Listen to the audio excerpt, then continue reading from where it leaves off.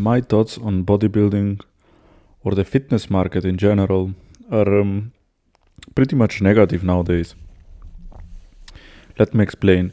In today's world, we see Jeff Nippard, Mike Israel. They go into so much science specific. They try to overcomplicate fitness. They try to tell you have to do this to gain this much weight, to gain this much strength. In reality, is nothing so much difficult. If we see the golden era of bodybuilding, where it was Arnold Schwarzenegger, Mike Menza. By the way, I'm a big fan of bodybuilding. I forgot to say that. I've been in bodybuilding since I was 15. I've been training in the gym for 7 or 8 years, and after that I switched to training with my own body weight, basically in pull-up bars. I grew up basically with bodybuilding. I'm a huge fan of bodybuilding, and nowadays I'm really disappointed of where the fitness community is going and what has been said for bodybuilding or gaining muscle or training in general. I hate this path of marketing, should I say. You see it always with basically in every fitness influencer. You see it nowadays with Jeff Nippard, Mike Israel, with Greg Doucette. I would say Greg Doucette he has already a lot of information about building muscle.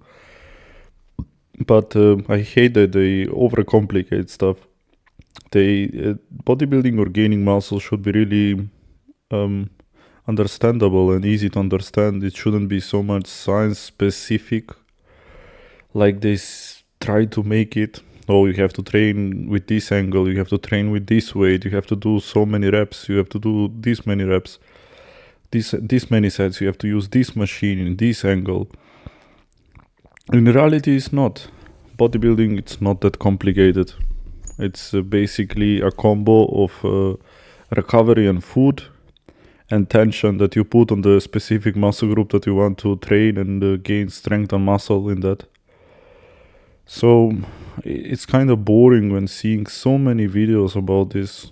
I mean, when I open Jeff Nippard page and he has over 500 videos how he compares his body fat level every week to see if some kind of program works better than the other one, seems like crazy to me. If you're training long enough for the, let's say, 4 to 5 years and you're natural, after the second or third year, if you're training with a lot of intensity and your food was alright and your sleep was alright, the gains you make will slow down. The muscle that you build will slow down, obviously, because you cannot grow to 150 kilo with pure muscle. It's impossible as natural. But you can gain a lot of size and strength, and that's basically on the amount of food that you can consume or eat on day-to-day basis, how much time you will invest to reaching those goals. It's not about how long you train. I mean, that plays a huge role, of course, but it's not that the most important one. There is a lot of people, myself included as well, I've been training for so long, but I haven't lifted more than 100 kilo bench press for the first 3 years of training. Obviously I was new. I didn't know so much how to lift more weight because I was looking at so many fitness influencers. And you're like, I have to know the secret, I have to search this, I have to learn this, I have to learn this. And in the end, it all leads to the basic stuff. It all leads to recovery, food, training intensively. That's basically it. What changed mostly my mind about training and building muscle was cutting down the volume, getting more recovery so I can eat more and I can move more weight. Basically, that was the huge one. But it's not that complicated. I hate when Jeff Nippard makes a video and he's like, you have to train with this angle in order to hit more your shoulder and those kind of exercises. They're like, no. That's not the most difficult or most important thing to do. You don't need to do 80% of what they say at all, but of course they say it because they have to sell their fitness programs. That's completely bad way to put it. I'm gonna be watching this video, Jeff Nippert's new video, and I will react to it. Hopefully you will enjoy it, and that most of the things that Jeff Nippert and Mike Israel are mostly the fitness people, what they think about or speak about, they don't really matter. What matters at the end of the day is, like I said there are times already, food, recovery, intensity, and pretty much there is no limit to your body. You can push it so far. It only depends on how much time you're willing to invest. Of course, if you have family and job, no matter what you do, it's gonna be almost impossible to reaching your limit, should I say. In order to reach your best, you have to invest a lot of time, even though you're natural. By time, I mean sleep and basically saving your central nervous system for the heavy loads or a heavy workout that you have to do. So, and after you do this heavy work or workout for your muscles, you basically give so much, you invest so much from your energy, and you use completely your nervous system. And your relationship's gonna suffer because of this. Your job will suffer because of this. So that's why if you want to like reach your goals, be the best, you have to invest a whole day into this. You have to only train so intensively and eat so much food and sleep so much in order to get to your limit. Otherwise, forget it. But like I said, you can really optimize it and look very, very good as natural. You can build so much muscle. You can make your body look so good, so aesthetic as well, with investing the time that we have per day. Let's say with a full-time full-time work. So my message today is just don't really listen a lot of science specific things that most of the influencers trying to tell you, because they're end of the day they're trying to make themselves sound smart so they can sell you their programs. All out max effort set. I have nothing against him, but he's like the guy of the fitness world where he's like so science specific. It makes me laugh, and this guy's like small guy compared to someone else that trains so long, and you see him in camera, you're like impressed. You're like, how this guy looks so good, but in reality when you see him on the street, this guy doesn't look like a bodybuilder or someone that's really like science guy, if you know what I mean. So that's what I wanted to say. Bodybuilding nowadays, or the fitness industry, it's all about selling and marketing, about building muscle or gaining size. We have discovered that years ago, even in Arnold's era. That's why I'm a big fan of old bodybuilding in the Mike Menzer time. He held like seminars and explained how this works, and I learned a lot from him. He was a guy that really wanted to study how this happens to muscle growth and what's really important, and he discovered the basic stuff. Like he said, intensity, recovery, really important. Doesn't really matter the angle that you're training, those kind of stuff. So my recommendation is, if you're into gaining muscle, staying in shape, you want to look good, I suggest that you watch Mike Menza. His seminars are really helpful to understand a lot of things. And hopefully this video gets views in the coming time as well. So more people can see or hear what I'm speaking about and check his stuff. He was like a brilliant guy. After that, after him, Dorian Yates have been inspired a lot by him as well. I learned a lot from him and used his training methods and used a lot of things what Mike Menzer said. And he was Mr. Olympia a couple of times, and I suggest that you watch both of them, and you will. I'm sure that you will be satisfied with the information that you're gonna learn from both of them. Instead of watching Jeff Nippert and watching Mike Israel or watching some other guy that seems like a doctor for this thing or tries to make fitness complicated. Trust me, it's nothing at all. You have to listen to someone that's already was successful at this sport, and really when they speak, there is logic behind it. That's the most important one. But yeah, let's keep watching. Move on. Got it. Oh, man. Now, to get everyone on the same page, when I say volume, I mean the total number of hard working sets that you do for a muscle each week. So if you do a large number of sets, you're doing a high volume program. If you do a small number of sets, you're doing a low volume.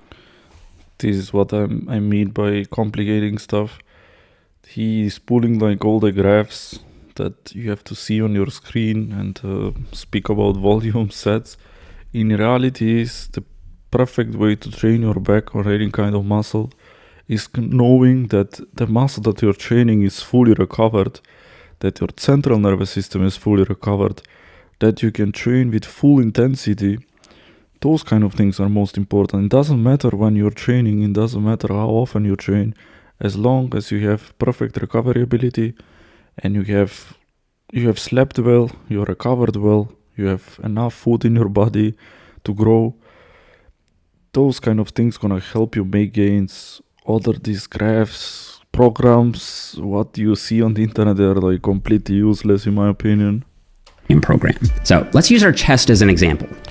When I say like Jeff Nippard and bodybuilding, this guy looks fantastic. I have nothing against him, but he's small guy compared to someone that, if you know what I mean, there is like huge bodybuilders out there like Schwarzenegger, Dorian Yates, Mike Menza, or someone like Andre Smile, what I will show you in this video. Those kind of people are really bodybuilders in my eyes. Jeff Nippard, I'm huge fan. I like this guy. He has great videos as well, but he's no expert in this field of gaining muscle. I wanted to say he's no expert into this. He's just a good marketer and a good salesperson. Let's say you hit your chest on 2 days, 3 sets of chest press on Monday and 3 sets of cable flies on Thursday, and that's all you do for the week. That means your weekly chest volume is 6 sets per week. And for the last decade or so, the standard science-based guide. Again, he pulls up the documents and studies. He said like 6 sets. I mean, yes, if you're a beginner and you do 6 sets, it's not gonna do a lot of work. I mean, you're not gonna get enough stimulus, or you will not push enough your body with 6 sets if you're a beginner, let's say.